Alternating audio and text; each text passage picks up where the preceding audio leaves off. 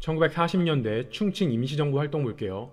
1940년 시작을 하면서 임시정부가 충칭에서 안착을 합니다. 그 전에는 계속 대이동을 하고 있었잖아요. 1940년에 충칭에서 안착을 하고 그 뒤로 굉장히 활발한 활동을 해요. 임정이. 그래서 1940년대 독립운동 하면 임정의 활동을 가장 집중적으로 봐야 됩니다. 그 시작은 한국 독립당을 결성한 거예요. 이 한국 독립당은 어떤 당이 힘을 합쳐서 만들었냐? 기존에 한국 국민당이 있었죠. 김구가 중국의 국민당을 사모하면서 35년에 한국 국민당이 있었잖아요. 이 한국 국민당과 조서왕의 한국 독립당, 그리고 지청천의 조선혁명당, 이런 우파 정당들이 힘을 합쳐서 한국 독립당을 결성하게 됐다. 이거 관련한 배경 설명을 말씀드리면은 이 20년대에 김원봉이 국내에서 의열단 투쟁을 하다가 30년대는 중국 본토로 넘어와서 민족연합운동에 매진을 하면서 35년에 민족혁명당이라는 걸 만들어요. 이 민족혁명당에 우파들도 참여를 하는 거예요. 그러면서 조서왕과 지청천도 민족혁명당에 참여를 해요. 근데 보니까 민족혁명당이 점점 좀 좌파적인 색깔이 강해지는 거예요. 그러니까 이 조선민족혁명당에서 조서왕과 지청천이 탈퇴를 하고 1940년에 이 한국독립당이라는 이름으로 다 합쳐지더라.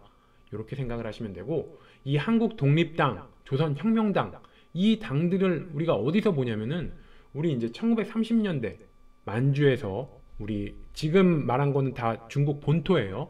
중국 본토고 1930년대 초 만주에서 한중연합군이 결성이 돼요. 그러면서 조선혁명당 내 조선혁명군과 중국의용군이 힘을 합치고 한국독립당 내 한국독립군과 중국호로군이 힘을 합친다.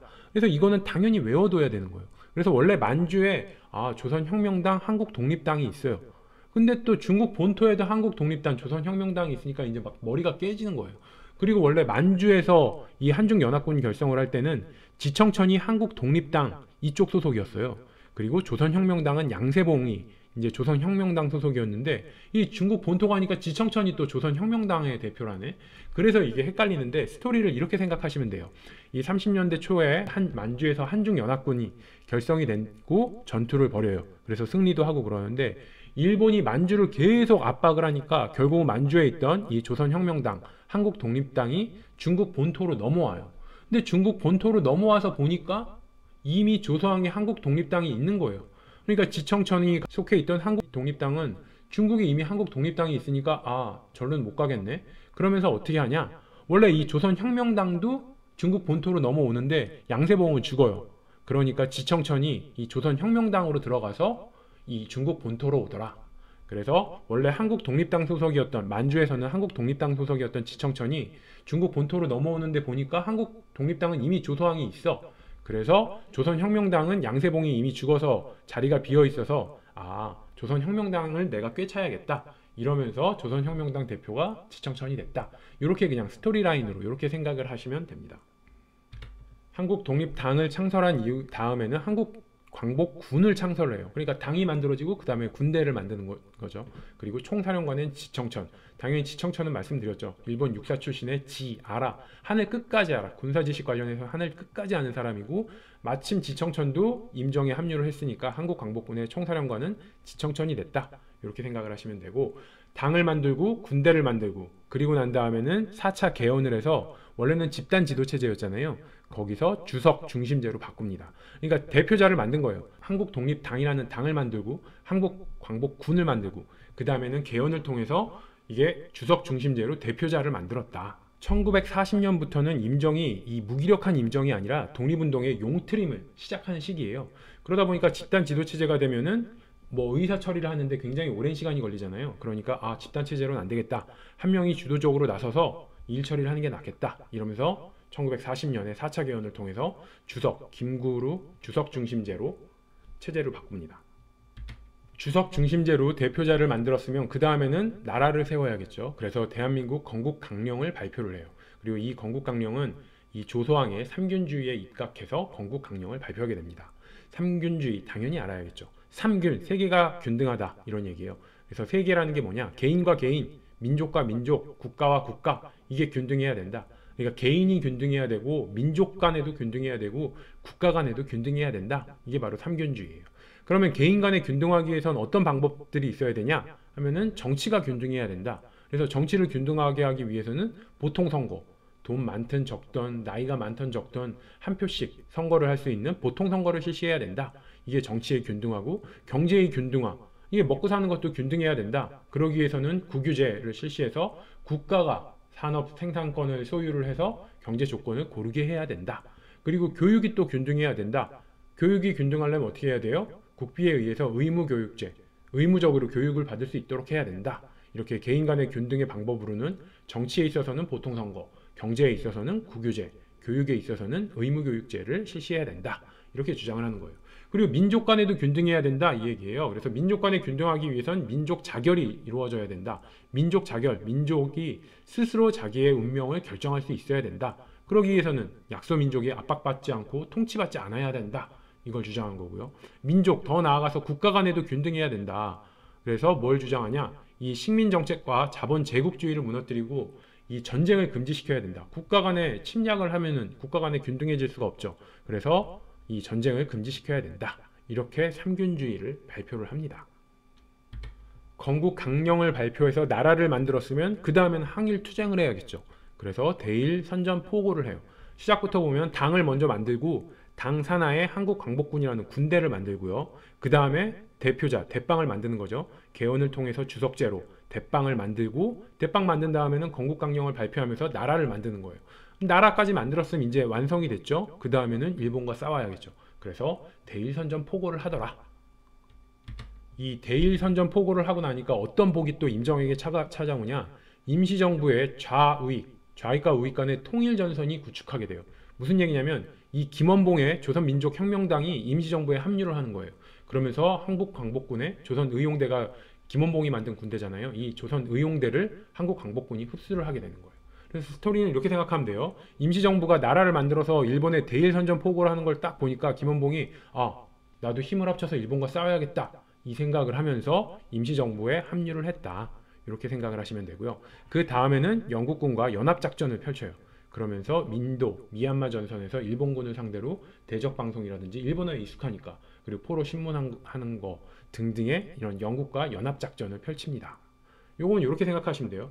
먼저 국내에 있어서는 양대축이 김구와 김원봉이었죠. 김구와 김원봉이 먼저 손을 잡아요. 그래서 국내가 연합이 되는 거예요.